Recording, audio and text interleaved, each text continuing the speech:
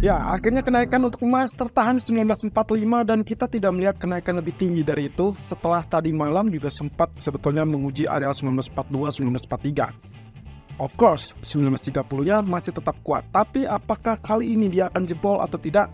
Itu akan menjadi perkara teman-teman, karena posisinya adalah kita masih butuh trigger ataupun pemicu untuk naik lebih lanjut, terutama kaitannya dengan level 1945 tadi malam atau bahkan 1953 resisten yang moderat atau kita sebut dengan relatif kuat. Nah, kita akan lihat terlebih dulu dari US dollar dan juga outlook dari US Treasury. Apakah ada kemungkinan untuk pola pembalikan atau tidak, terutama untuk nanti malam. Ya, terlihat di sini grafik DXY menunjukkan bahwa candlestick sebetulnya tidak mengkhawatirkan atau tidak terlalu mengkhawatirkan. Karena meskipun dia sempat mengalami spike ataupun kenaikan, terbukti long black candle satu hari sebelumnya ternyata berhasil atau tetap bertahan sebagai level resisten cukup kuat dan akhirnya ditekan turun. Cuman masalahnya adalah ini hanya dua kemungkinannya. Apakah ini berarti di inverted hammer yang berarti ada potensi untuk peluang kenaikan lebih lanjut, dan itu berarti kemungkinan dia akan melewati level high 2 hari sebelumnya, atau justru inilah indikasi bahwa long black menunjukkan resisten dan juga rejection sehingga akhirnya ini adalah kesempatan untuk kembali turun. Dan itu masih tetap harus diawasi terlebih dulu sampai setidaknya nanti malam. Kemudian kalaupun misalkan kita bicara ini adalah peluang untuk menaikkan, saya rasa alasan yang paling utama adalah penahanan di teritori support ini, sehingga kemungkinan sangat berpeluang untuk menguji level resisten trendline sebelumnya. Dan mungkin saja itu bisa terjadi sampai nanti malam. Lalu kemudian fokus utamanya nantinya akan apakah di sini akan rejection atau justru akan terjadi lanjutan kenaikan. So, ini masih 50-50 dan kita belum dapat jawaban yang paling besar antara bullish ataupun bearish sebelum nanti rilis data CPI di hari Kamis. Nah, sementara itu kalau kita perhatikan untuk intraday di grafik H4 saya rasa cukup stabil dengan potensi peluangnya rebound yang sangat wajar. Kemudian kalau kita perhatikan lagi MACD masih tetap dalam penurunan dan potensinya berarti sangat wajar kalau kita juga berharap di sini akan terjadi rejection. Well, areal di bawah resisten harusnya dia juga akan menguji ataupun bahkan menekan kembali ke level support yang paling dekat, dan itu saya rasa kemungkinan 101.73 akan sangat layak, kecuali kalau terjadi kenaikan di atas level 120.54, mungkin saja akan spike sampai 102.80 atau 90-an. Sementara kalau kita perhatikan dari grafik US Treasury Yield, sepertinya ya Anda bisa lihat di sini ada loncatan ataupun gap down yang dibuka pagi ini ataupun siang ini, dan itu menunjukkan ada potensi untuk menguji level support berikutnya, dan itu juga menandakan ada rejection yang cukup tangguh di level resisten historical price. Nah, semakin rendah berarti kita asumsikan ini pun dengan level yang kecenderungannya sudah tembus level support yang terdekat, sehingga kemungkinan kalaupun terjadi pullback, maka kemungkinan pullback itu akan tertahan atau diharapkan tertahan seperti itu sebelum akhirnya menjebol pertahanan dasar ataupun support yang ada di bawah. Nah, tapi hati-hati, ini pun bisa saja salah. Karena kemungkinan bisa saja nantinya bukannya terjadi penembusan level support, melainkan dia didorong kembali lebih tinggi atau bahkan lebih kuat.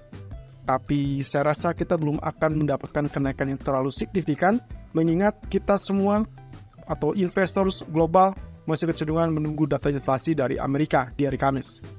Sementara itu, kalau kita perhatikan dari grafik daily-nya, sangat layak untuk kita nantikan kelanjutan dari yang kita curigai sebagai bearish divergence. Yes, kemarin kita sudah sempat sebutkan higher high, kemudian di MACD cenderung adalah flat ataupun cenderung lebih lower high.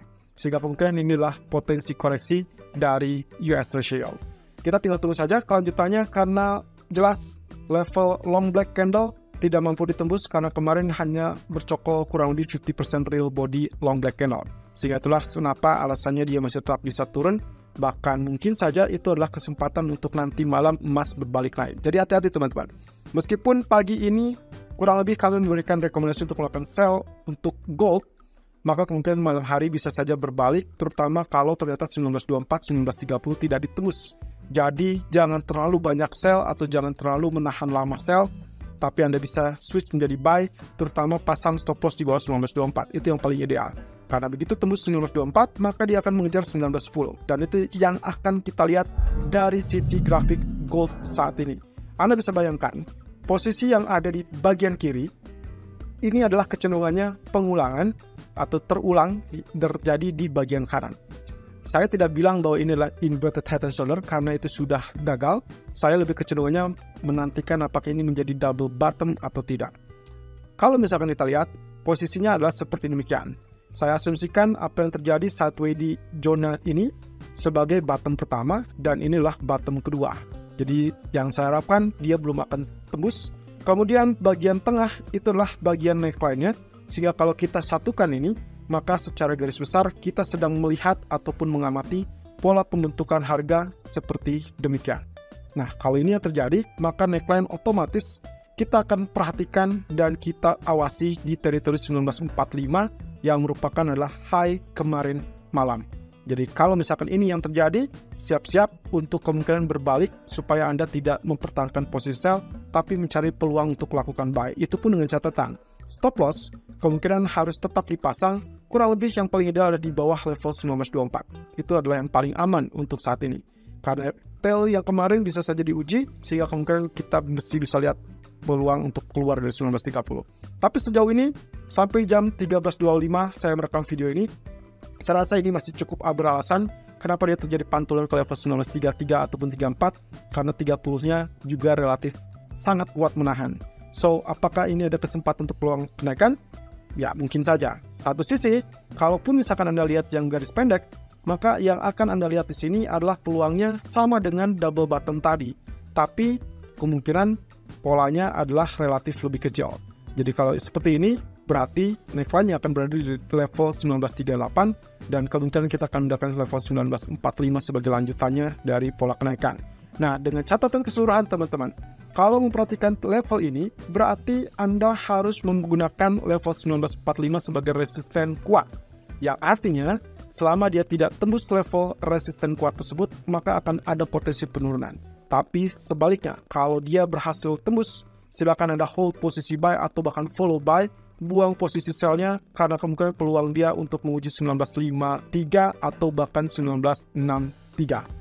Jadi ini adalah peluang yang kemungkinan terjadi di malam hari atau bahkan besok siang. Nah, terkait dengan bagian dari gerakan keempat, Anda bisa lihat di sini, kita masih tetap melihat jalur inilah sebagai support psikologis yang cukup kuat. Tapi kalaupun skenario terburuknya adalah dia tembus 1924, maka yang akan menjadi perhentian berikutnya 1910 atau bahkan 1900. Mengingat data ekonomi yang malam nanti tidak ada terlalu tinggi untuk dampak market. Kelihatannya kita hanya akan terus bergerak di kisaran 1924-1930 dan itu berarti diharapkan lagi-lagi kami ingatkan nanti malam bisa saja yang terjadi adalah dorongan kenaikan. Jadi jangan menahan level sell terlalu banyak, terutama kalaupun misalkan sudah mendekati level TP pertama. Anda silakan exit karena saat ini kita sedang open sell dengan posisi sell 1936-1938 dan TP pertama berarti kurang lebih ada di 1930. So far 1930 masih bertahan, jadi saya harap 1930 Anda exit, lalu kemudian Anda wait and see apakah 1924 disentuh atau tidak. Anda bisa menggunakan strategi switch menjadi buy, stop loss di bawah 1924. Dan untuk antisipasi tersebut, juga bisa saja di malam hari tunggu saja sampai kepastian apakah 1945 tersebut bisa ditembus atau tidak. Begitu ditembus, Anda follow buy dengan peluang 1953 ataupun bahkan 1964. Kemudian, kalau kita bicara tentang grafik dari daily-nya, kemungkinan kecenderungan dari inverse head and shoulder masih tetap terbuka dan selama dia terjadi penurunan sampai 1909, saya rasa ini masih tetap right shoulder. Kecuali ada perubahan tren ataupun yang signifikan menekan sampai ke dalam atau di bawah 1909. Pound sterling kecenderungannya juga inverted head and shoulder masih tetap berlanjut dengan asumsi bahwa kita sedang mengamati teritori yang berikutnya adalah kenaikan dari finishing targetnya.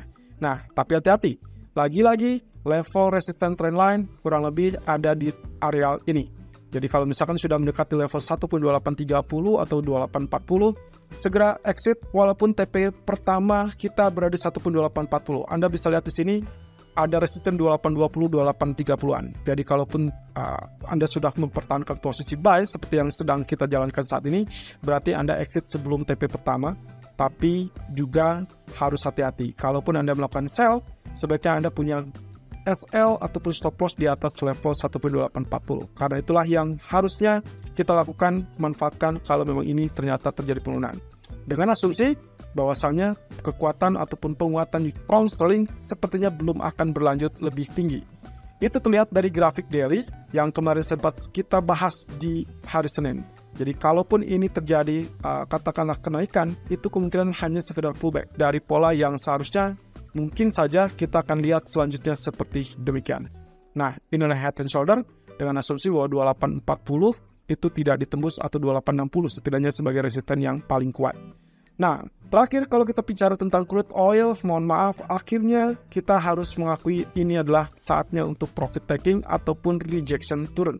Lagi-lagi saya pernah mengingatkan bahwa teritori di zona ini itu adalah level yang kita sebut sebagai level kritikal. Dan selama tidak ditembus 83, maka kemungkinan posisinya dia harusnya terjadi koreksi. Walaupun demikian, koreksinya kita asumsikan bahwa dia diharapkan tidak turun di bawah level $80.